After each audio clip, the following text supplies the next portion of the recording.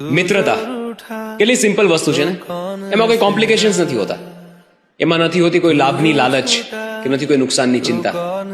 ચિંતા પરથી યાદ આવ્યું, ચિંતા દૂર કરવા માટેનો સૌથી અક્ષર ઇલાજ એટલે મિત્રતા. સાચી વાત ને? એમાં કોઈ ફોર્મેલિટીઝ નથી હોતી, માત્ર અફેક્શન હોય છે, લાગણીઓ હોય છે, એવી લાગણીઓ કે જેનાથી કમ્ફર્ટ મળે, આરામ મળે.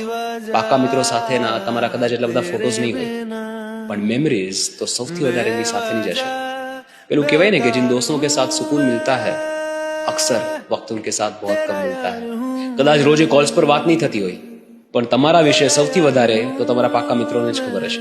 તમે રોજે મળતા નહીં હોય, કદાચ અલગ અલગ શહેરમાં રહેતા હોય, અરે ભાઈ અલગ અલગ દેશમાં કેમ ન રહેતા હોય, પણ તમારાથી સૌથી નજીક તો એ તમારા પાકા મિત્રો જ રહેવાના હંમેશા. અને મહિનાઓ પછી કે વર્ષો પછી જ્યારે તમે એમને મળો એટલે દુનિયાની બધી ચિંતાઓ એક સાથે ભૂલાઈ જાય. હું તો કહું છું, દુનિયાનું બધું સુખ એક તરફ અને તમારા પાક્કા મિત્રોને મળવાનું સુખ એક તરફ. એમને કોઈ વસ્તુનું ખોટું નથી લાગતું, અને જો લાગે તો ટકતું નથી. એક ચા પર સમાધાન થઈ જતું હોય છે. સાચી વાત ને?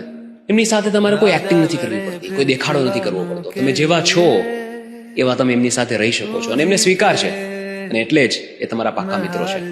ઘણા બધા લોકો માટે મિત્રનો ખભો માત્ર એક એવી જગ્યા હોય છે દુનિયામાં કે જેના ટેકે એ રડી શકે, હળવા થઈ શકે.